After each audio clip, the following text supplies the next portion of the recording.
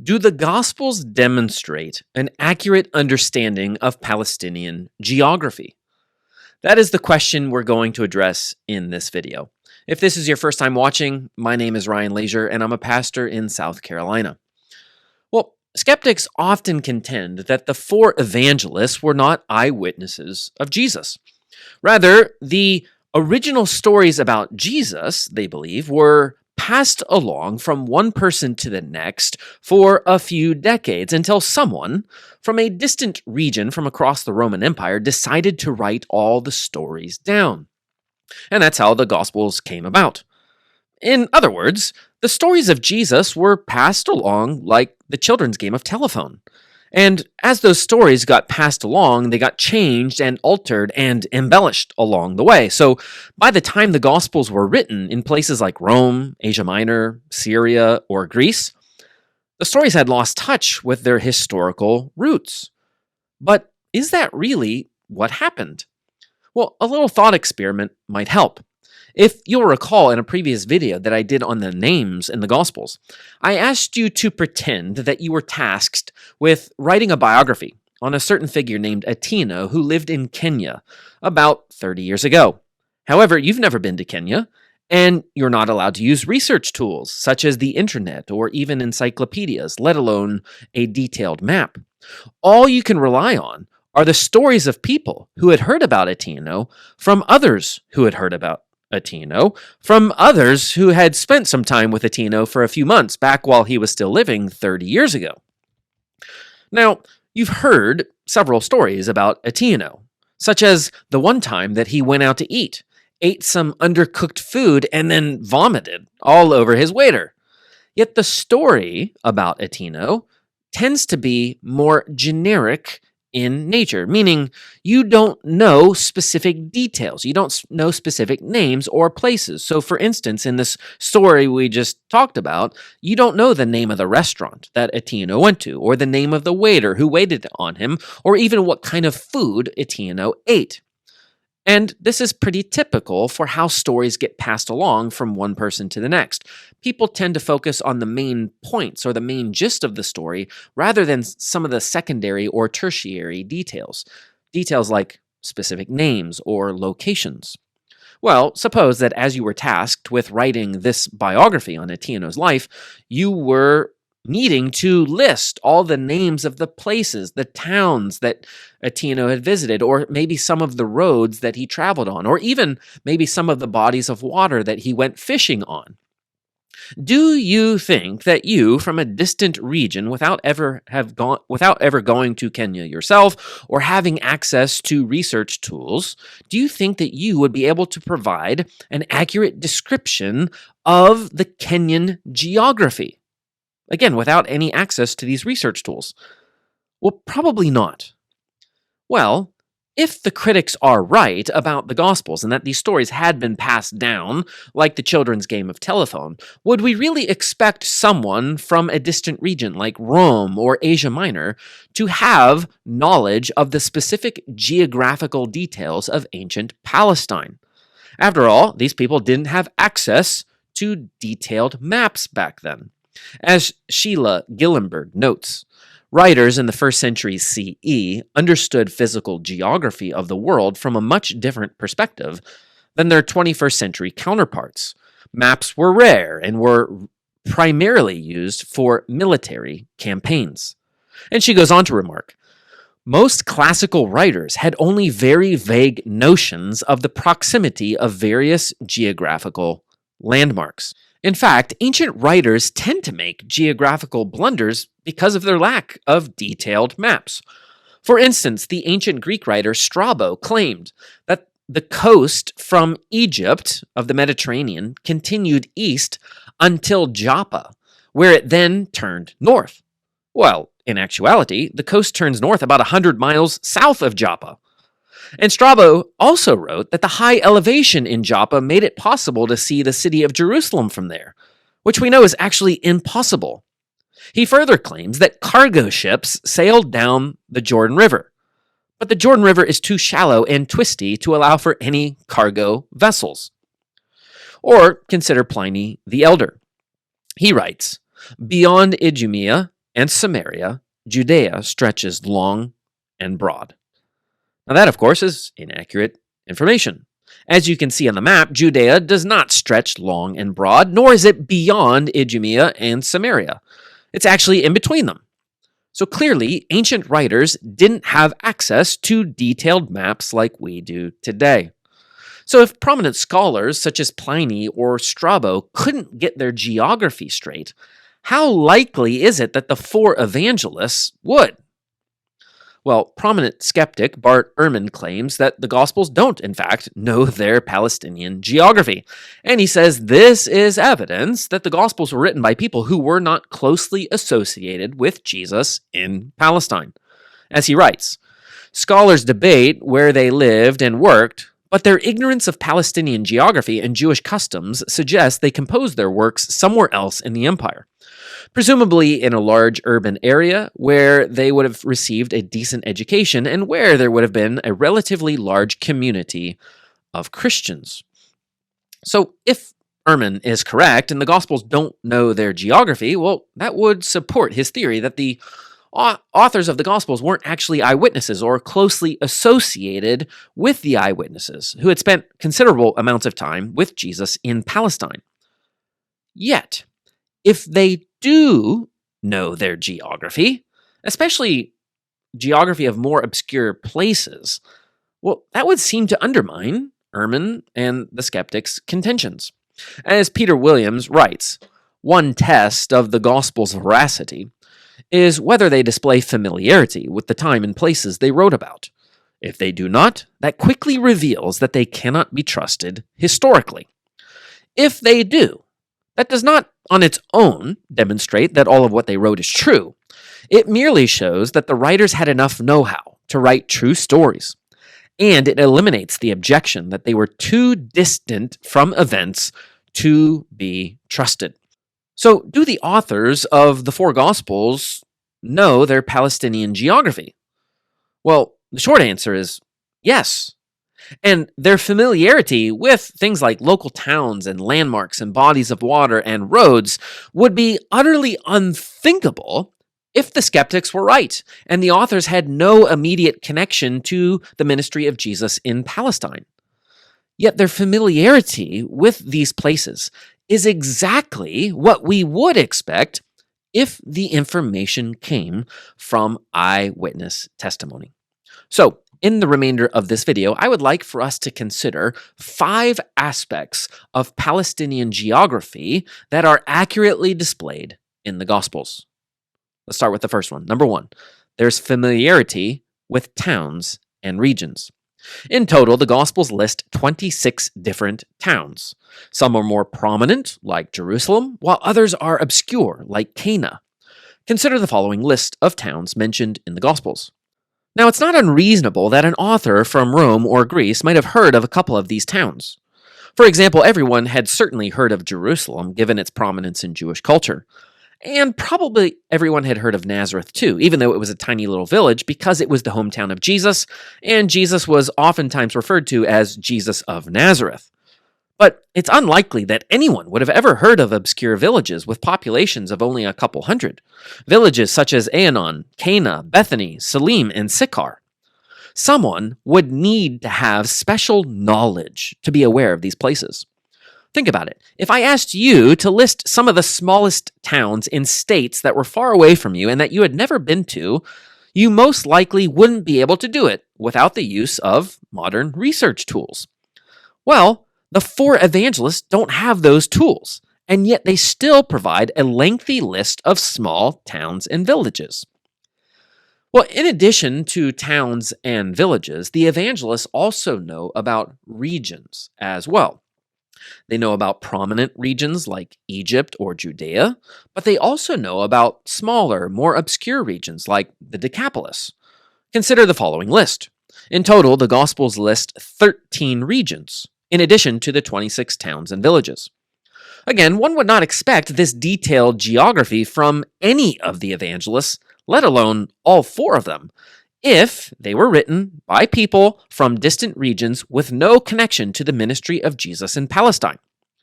Compare this geographical detail with some of the later apocryphal Gospels written in the 2nd century, writings that do not go back to eyewitnesses.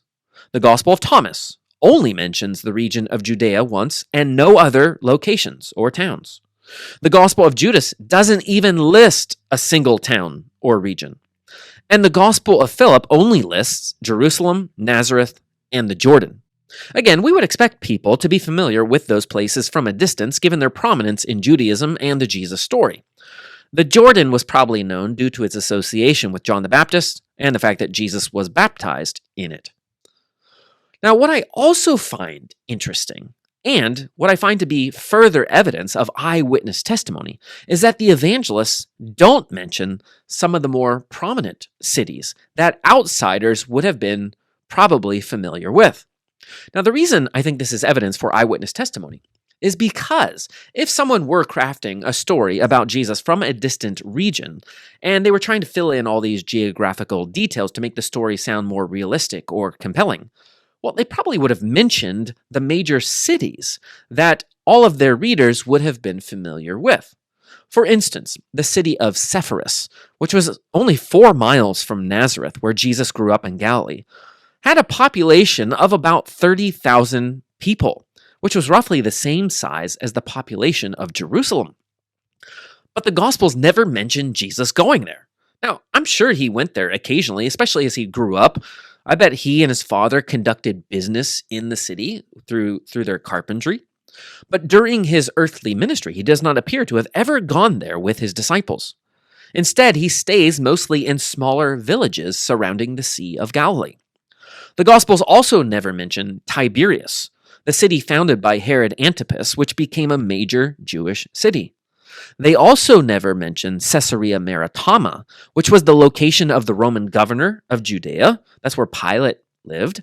And it's also the location of a significant garrison of Roman troops. Estimates suggest that it had about 100,000 residents, making it the largest city in Judea. Yet again, Jesus never visited it. Now, if one were making up a story about an itinerant preacher from Palestine, it seems likely that they would have had him visit some of these more prominent places, not places that people would have never heard of, like Cana or Salim.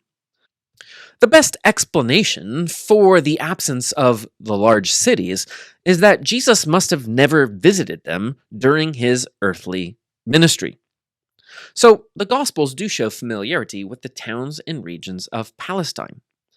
Next, we see they're familiar with the roads of Palestine. Again, how likely is it that writers from faraway places would know where the roads were located in Palestine? Well, not likely at all, yet they seem to be aware of where the roads are located. Consider the parable of the Good Samaritan. In Luke 10, verse 30, Jesus replied, "A man was going down from Jerusalem to Jericho, and he fell among robbers, who stripped him and beat him and departed, leaving him half dead." Not only does this text show an awareness of the 18-mile road that stretched from Jerusalem to Jericho, it also recognized that it was a notoriously dangerous road to travel on. Given the winding road and rugged terrain, the road provided several hiding places for bandits who would surprise attack travelers along the road. Travelers were frequently robbed and sometimes left for dead along this road, which is consistent with the story of the Good Samaritan. Now, how could someone from a distant land not only know about this road, but know that it was notoriously dangerous to travel on? Or consider Jesus' words in Matthew 11, 21-23. He says, "Woe to you, Chorazin! Woe to you, Bethsaida! For if the mighty works done in you had been done in Tyre and Sidon, they would have repented long ago in sackcloth and ashes. But I tell you, it will be more bearable on the day of judgment for Tyre and Sidon than for you. And you, Capernaum, will you be exalted to heaven? You will be brought down to Hades." Now, Jesus doesn't mention any roads here specifically, but he does condemn 3 towns together, Chorazin, Bethsaida, and Capernaum, for rejecting him despite him performing miraculous deeds in their midst. What's impressive about this list of towns is not only that the author is aware of them, but that the tiny village of Chorazin was located on the road to Bethsaida from Capernaum. Now, this would be remarkable knowledge from someone who was writing from a distant region. As Peter Williams writes, as far as we know, there was not a single literary source that could have provided this information to a gospel author. The Gospels also know of the 2-mile road that connects Bethany to Jerusalem. Not only does Jesus walk along this road leading up to his triumphal entry, he also uses this road each night during the Passover week as he would return to his sleeping quarters in Bethany. Luke also knows of the 7-mile road from Jerusalem to Emmaus, which Jesus walked upon after his resurrection. The Gospels also know that there are multiple ways to travel from Galilee to Jerusalem. In Luke 9:51-53 and John 4:4, we read that he traveled directly through Samaria. However, in other places, such as Mark 10, Matthew 19, Matthew 20, Luke 19, and John 12, he appears to have taken the eastern path that went around Samaria across the Jordan River. And then he entered into Jerusalem from the east, passing through Jericho and Bethany. Now, this is remarkable awareness of the road system in Palestine if someone didn't have direct access to Jesus' journeys and they're writing from a distance. Okay, number 3, we also see that the Gospels show familiarity with the topography of Palestine. Basically, the evangelists appear to know enough about the region that they know when places have higher or lower elevations. Now, this seems incredible for someone to know from a distant region. How many of you could give an accurate description of when someone was traveling to a higher elevation or to a lower elevation if you had never been to the region and you didn't have access to detailed maps? Well, you couldn't. Yet the evangelists appeared to be aware of these elevation changes throughout the Gospels, which would suggest their familiarity with Palestine. Consider again the account of the Good Samaritan in Luke 10, verse 30. Jesus replied, "A man was going down from Jerusalem to Jericho." Notice Jesus says the man went down from Jerusalem to Jericho. Well, this certainly doesn't mean that Jesus traveled south, since Jericho was slightly north and to the east. It must refer to the elevation change, given that Jerusalem is roughly 2,500 feet above sea level, and Jericho is about 800 feet below sea level. That's a descent of over 3,000 feet. So it would be accurate to say that the man went down from Jerusalem to Jericho. In fact, given Jerusalem's elevation, we oftentimes see in the Gospels that people frequently go up to Jerusalem. All 4 Gospels indicate this ascent to the holy city. Or consider John 2, verse 12. There we read that Jesus went down from Cana to Capernaum. Cana has an estimated elevation of about 700 feet above sea level, while Capernaum is 700 feet below sea level. That's a 1,400-foot descent, which is why John says Jesus went down from Cana to Capernaum. Similarly, Luke 4:31 says that Jesus went down from Nazareth to Capernaum. Again, this is accurate topography, since Nazareth is about 1,100 feet above sea level, while Capernaum is 700 feet below sea level. That's an 1,800-foot descent, which is why Luke says Jesus went down from Capernaum to Nazareth. Now, this would be remarkable topographical information if the author had no connection to Jesus' travels in Palestine. If Bart Ehrman and his fellow critics are correct, would we really expect the authors of the Gospels to know about all these different elevation changes? I think it's unlikely. Okay, number 4. The Gospels show familiarity with the bodies of water in the region.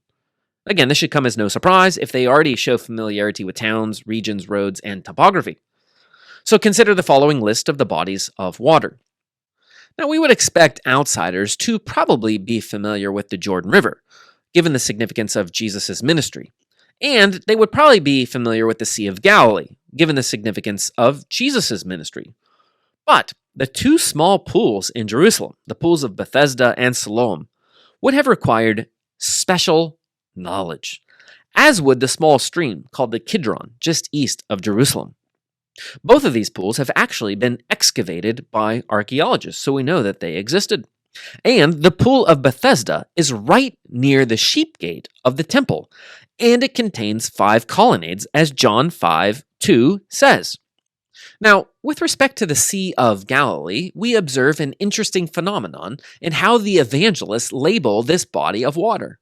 Now, this small body of water is only about 13 miles long by 12 miles wide. It's roughly 2/3 the size of Lake Tahoe.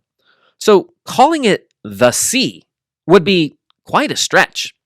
For a majority of people living in the Roman Empire, the Mediterranean is the sea, not this little tiny body of water. So we would not expect someone from Rome or Asia Minor to refer to this small body of water as the sea. And yet, this is what it's called in Matthew, Mark, and John.